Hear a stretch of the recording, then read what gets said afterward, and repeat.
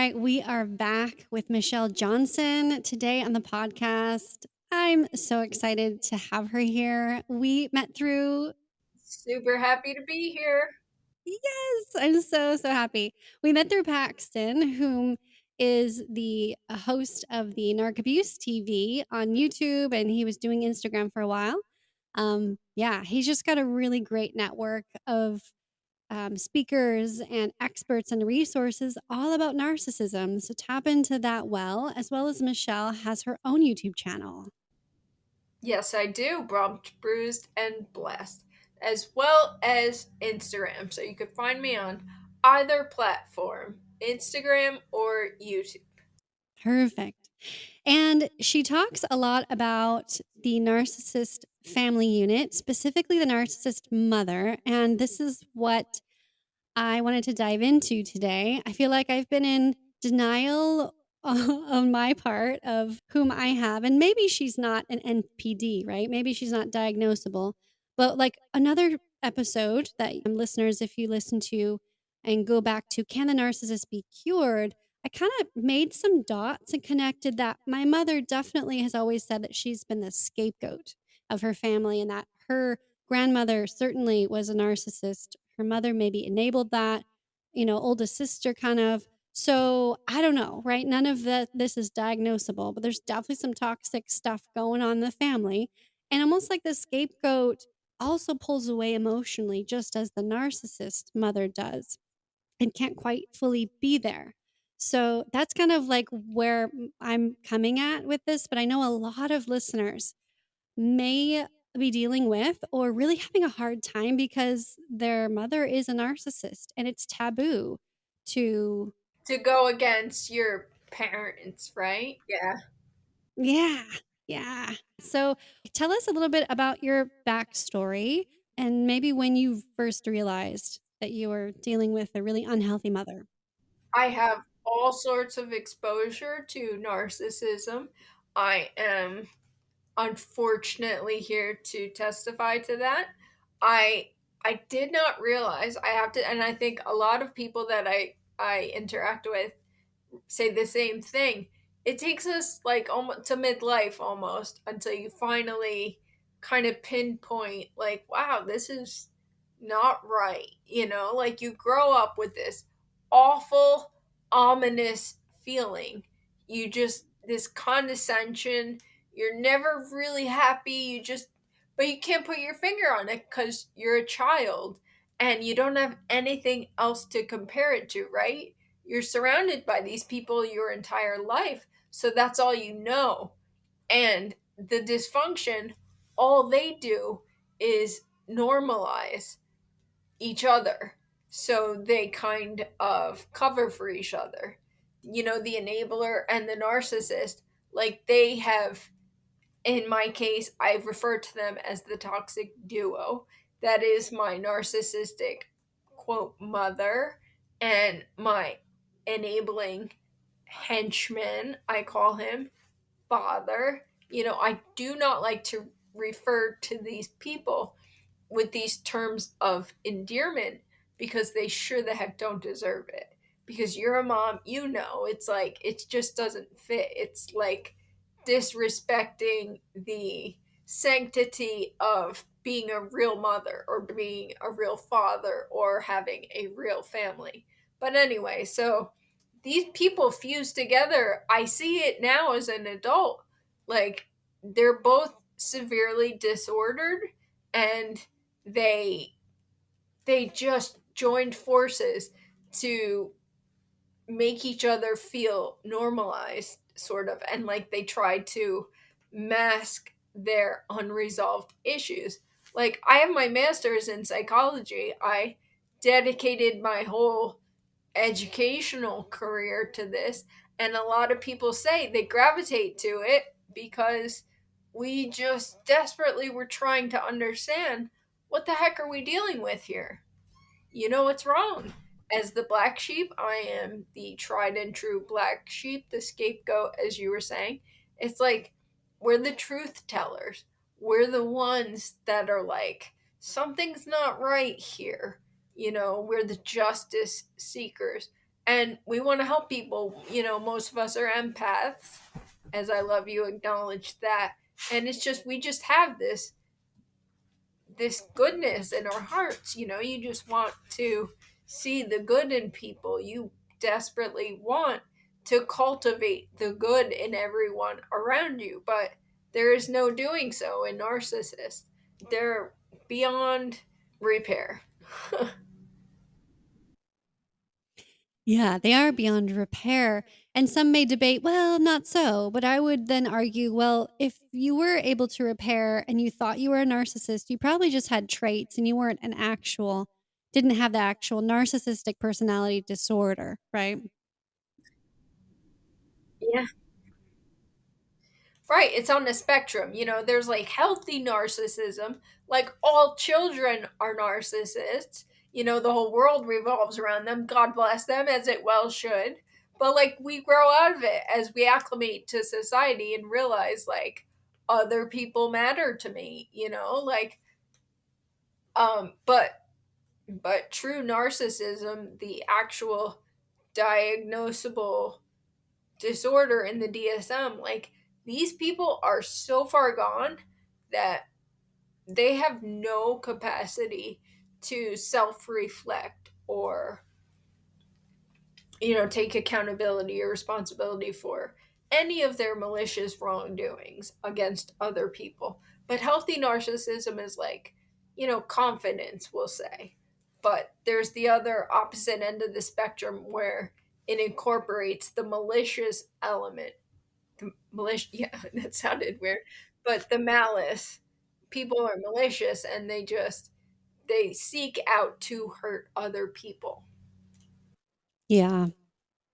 It's so tragic. It's so sad that this occurs, and like you had said, it starts obviously when you're born because your mother, whom the person who the Dalai Lama says is supposed to be the person who shows you what compassion is. And as that narcissistic mother doesn't know how to be compassionate, they have zero empathy. And now they're raising a child that either is just severely emotionally stunted, and like you said, or is a scapegoat and has always thought that their self-worth, like they were worth nothing. Yeah.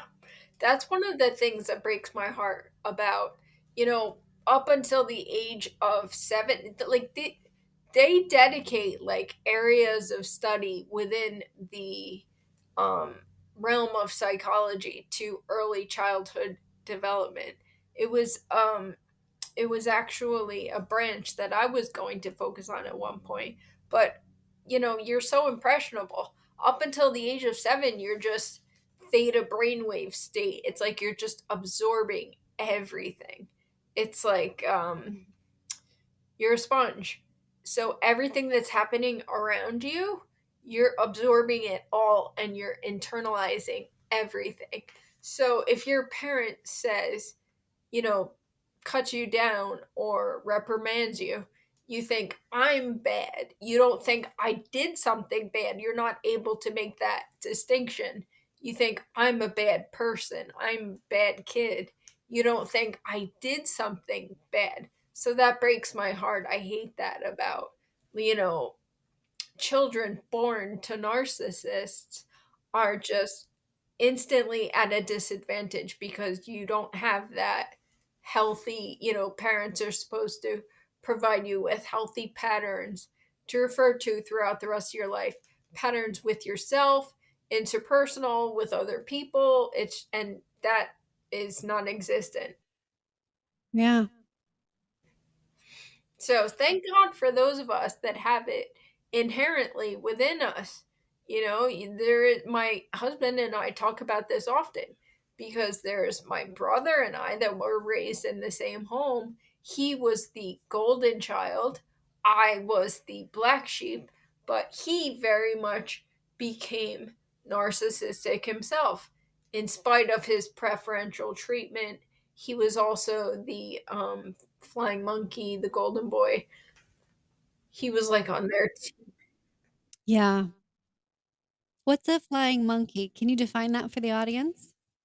Yeah, absolutely. A flying monkey is like their little spy, like in The Wizard of Oz, the Wicked Witch sends out the flying monkeys to get information, intel on her targets.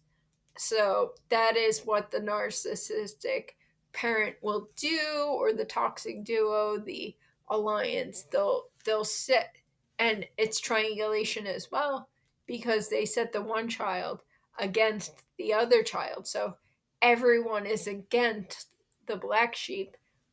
Basically, my brother was reporting back to the toxic duo about all the fun and awesome things I was doing growing up that I should not have been doing, right? Like that was, you know, Oh, yeah. And going back to that, when there is the narcissist has zero self-esteem themselves. That's why they have to put others down. And so it's not even a parent just teaching a child this is not the way. Then it becomes, you're an embarrassment to me.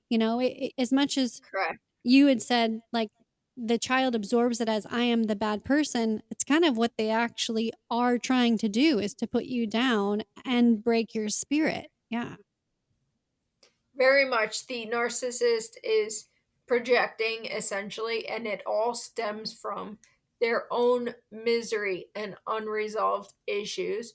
Narcissism is essentially a very elaborate defense that is constructed by this severely traumatized individual. So rather than addressing these issues and bettering themselves and healing to break the toxic cycle, they want to impose it onto their beautiful innocent children, and it's it's despicable to me. It's like children are so perfect and innocent and vulnerable, and yeah, they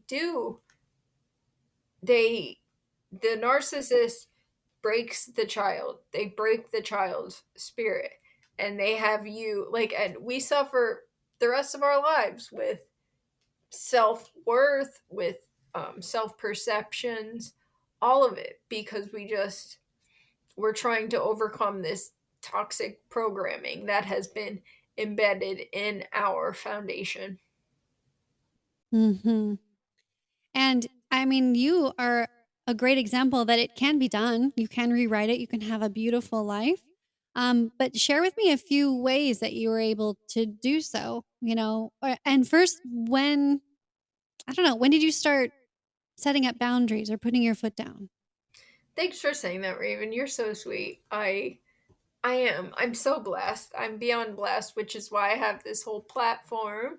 Um, yeah, I miraculously broke out of this toxicity, this miserable cycle, because I I just never fit in.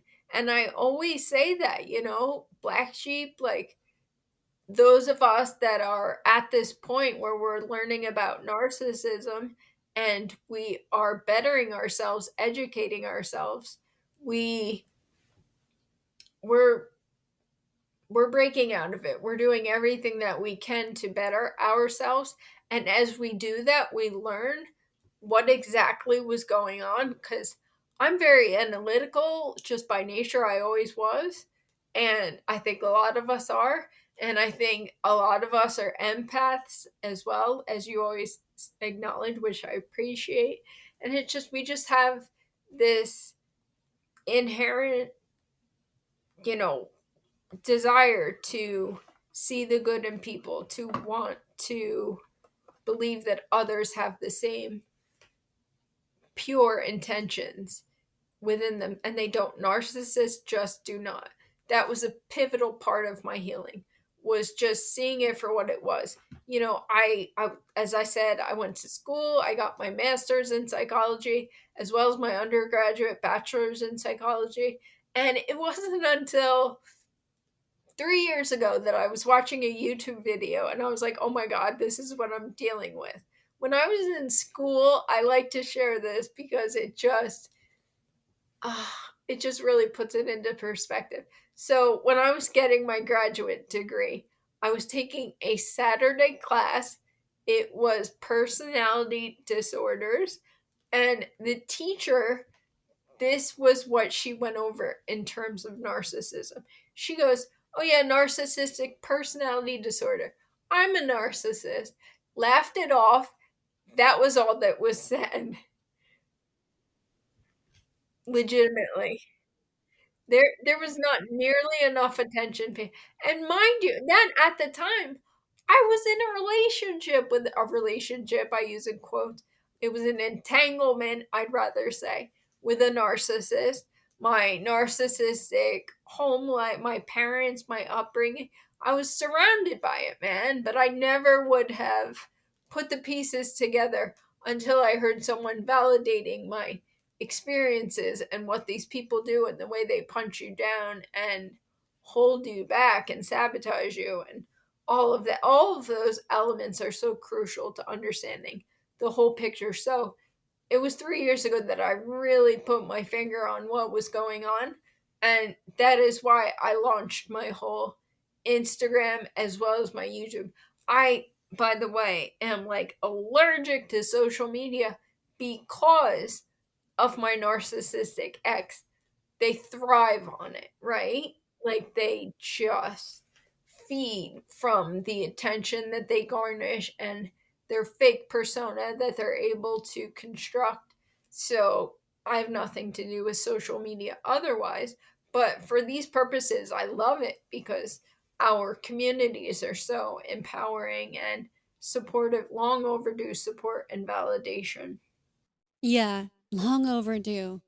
Yeah, that's incredible that that was just scoffed off as a joke, and also not surprising because that is how it has been, how people have been able to keep power for so long is by hiding the true facts about this. So, yeah, I thank you for your channel and your education as well on this topic because the more we talk, the more we shine a brighter light on this dark monster that we can dispel. Heck yeah.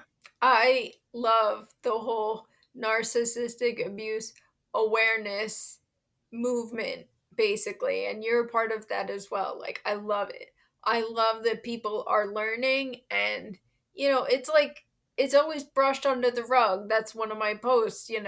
These people just normalize it, they just hide it, they conceal it, and it's just normal, and it's not normal to treat your children like garbage and to make other people happy. People want other people to be happy.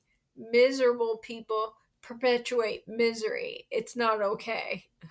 Yeah, I love that.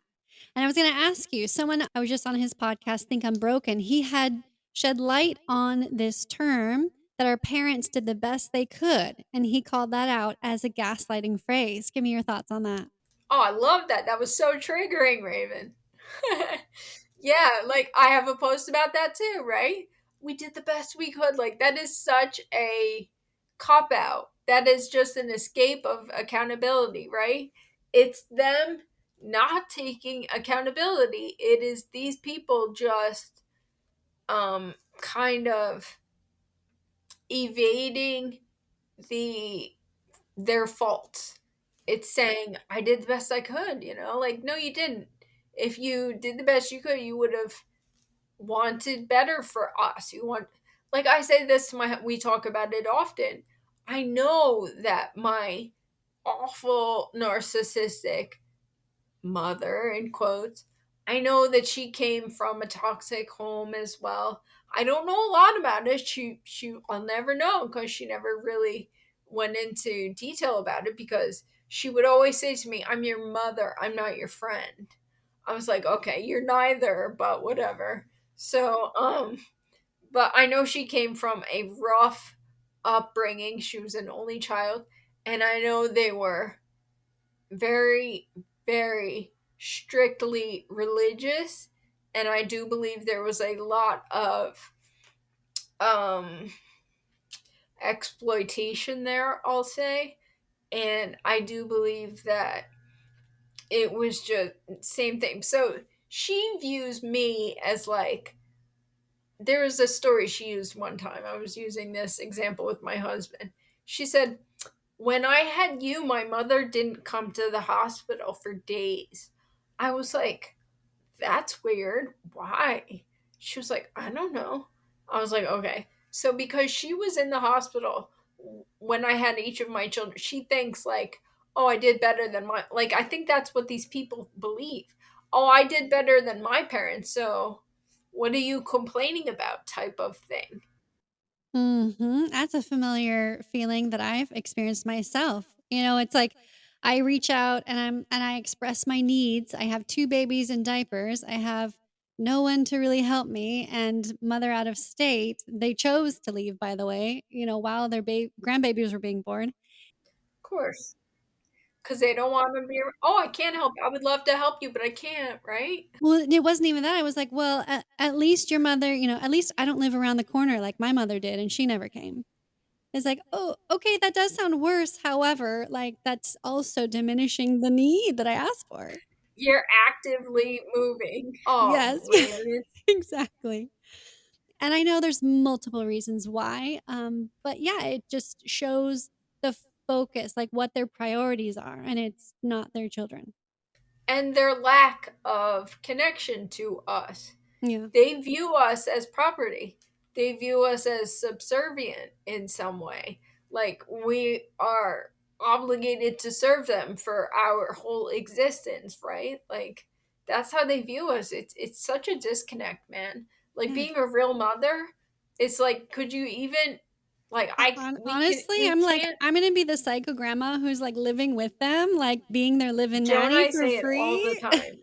Like, I would It's like never. it's crazy. I would not be It's like like, I would literally move in with them, like, for some months on time, even if my husband was off working or not there, like, I don't care, yeah, I'll see my husband when I want to, like, it just a yes. totally different mentality. That's why these people get away with it for as long as they do because we just can't fathom it. It's like we're trying to make there's no sense to be made.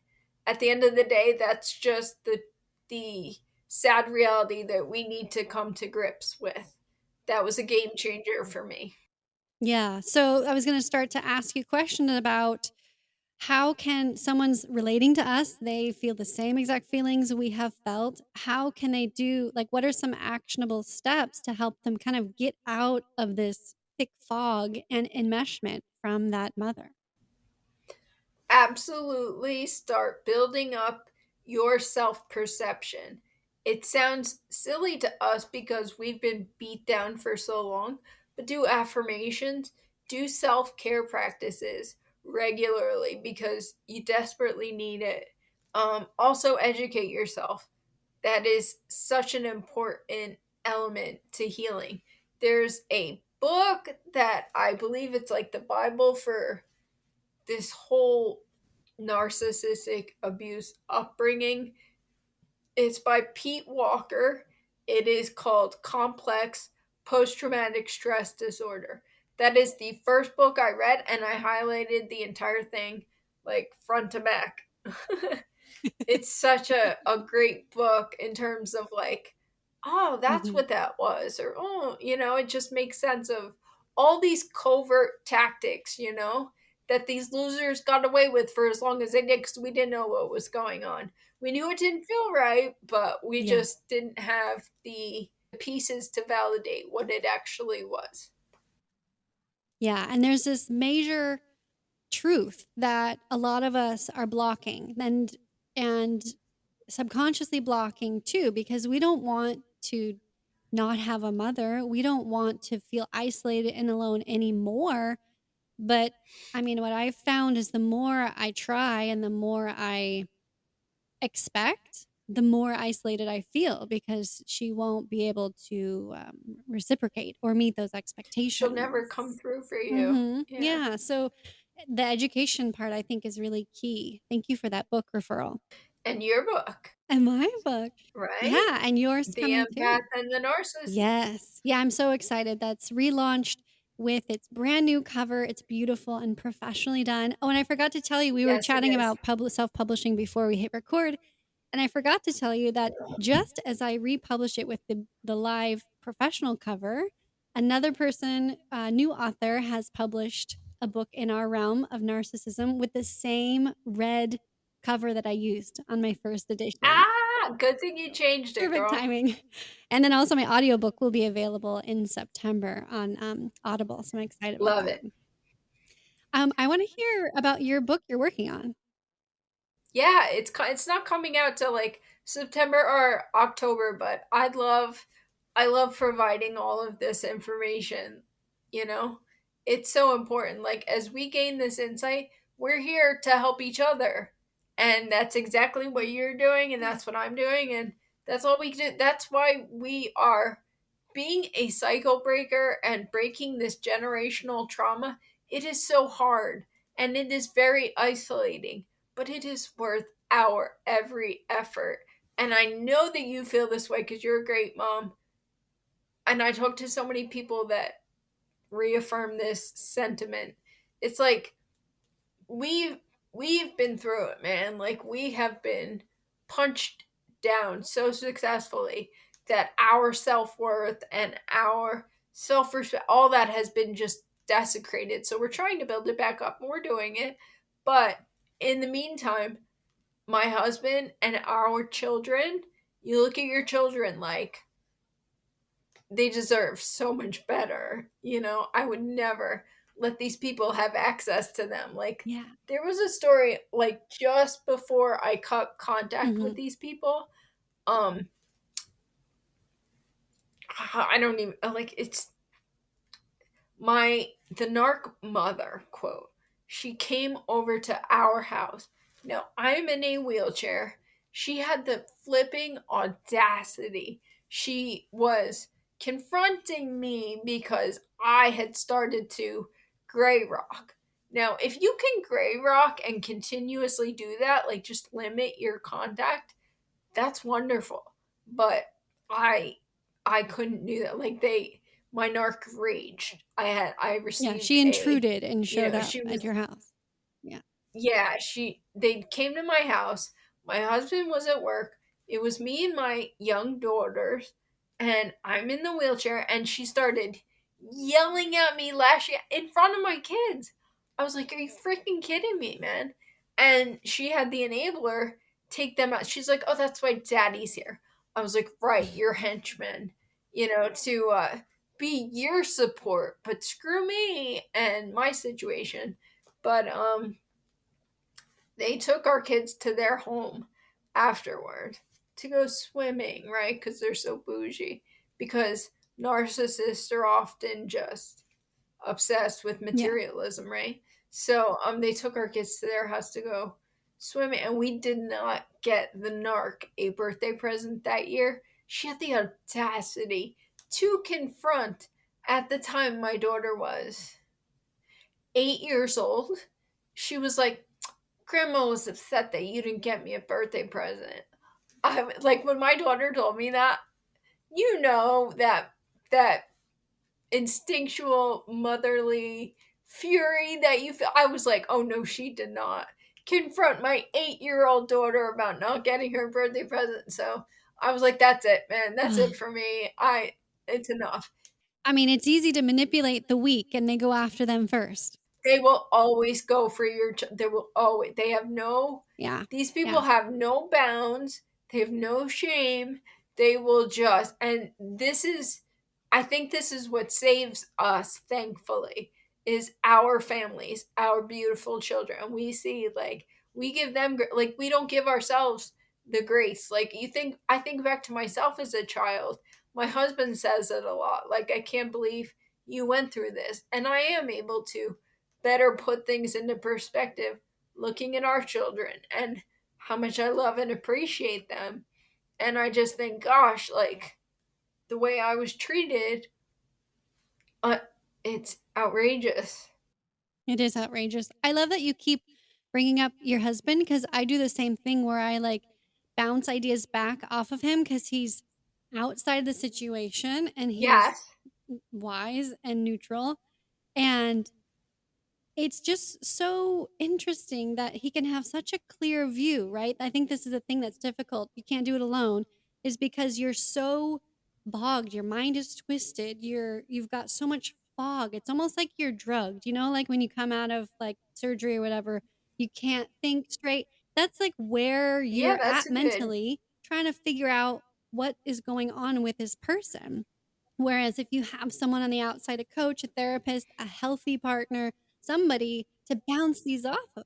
Right, and it's awesome because I don't know if your husband was like, but, like, initially, he kinda bought into it too. He was like, "Oh, they're so lovely, they're nice," you know? But then the mask slipped. Oh, no. He has an amazing intuitive sense. Immediately, he was like, "Uh-uh."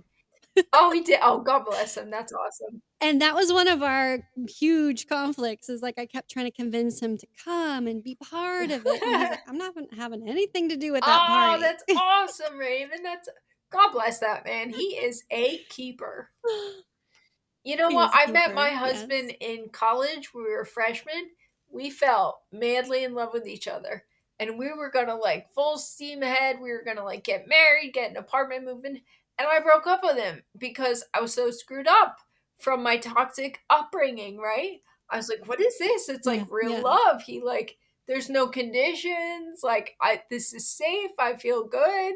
I'm happy. So I broke up with him, right? Because that's what people with unresolved issues Yeah, it do. So I broke up absolutely, it felt and too I good to be true, gravitated to a right? narcissist. It was like Uh-huh. just hell. It was 5 years of Yeah. just torture with this jerk. It was what you were used to, but then it's interesting how a lover can bring it like, it can magnify it more and make it more hell, where normal it kinda feels normal as your parent. Right, because that's all we knew. Again, we had nothing to Yeah, compare to. So, but yeah. then when this loser dumped me, discarded me is the nicer term. He I I immersed myself in books at Barnes and Noble back in the day, 2005, and there was not one word about narcissistic abuse, which is why I Hmm, love that this awareness is gaining momentum. I love that younger yeah, people are wising up to it. But all the books I got, yeah. like this one book I got particularly, I always recommend. It's by Patricia Evans. It's called Controlling People. And that I highlighted again, front to back, because it was all about my loser ex narc. Because narcs are Hmm, controlling. They have to control all the little pieces to their fake construct, right? Because they're telling yeah, so many lies. They don't want their lines to cross. They don't want people to compare notes. So they have to just control everything. But anyway, after that loser and I, like he finally set me free because I started to like assert myself. They don't like that, when you start to kind of mhm. question things. Anyway, so I dated a little, and then I was like, you know what? I want to hang out with Joe Johnson again. I had so much fun with him. I broke his heart, the poor guy. And but yeah, Aw, man, like Joe and I start like, thank God, everything works out. I believe the way yeah, it's supposed to, and we've been married 14 years. It's going on, and mm, he's amazing. He's my big, and I'm all the more disgusted by my dysfunctional unit because they never like advocated for our relationship. They were never like, "What are you mm, doing, Michelle?" He really loved like nothing, nothing to that effect. mhm, They want you to fail. They want you to be miserable because they themselves are miserable. But Joe, God bless him, he was like when he met them, he didn't realize like what was going on. And his dad was a narcissist. His mm, dad took off on his mom and his brother and he when they were young. So Joe had like some reference, but he didn't know what he was learning with me. mhm. When he sees That's it, really clear as a bell. yeah. Sees it clear as a bell now. Yeah. Well, and that is the trick, right? You have to get past the charm and charisma of the narcissist, and that's the goal of all of our educating is to show people that not everyone is trustworthy and to use your analytical brain. I wanted to dive in a little bit deeper about cutting contact because that's huge taboo. Like I've actually been guilty of saying to somebody in my life a while back before I really like landed on a lot more mature ideas.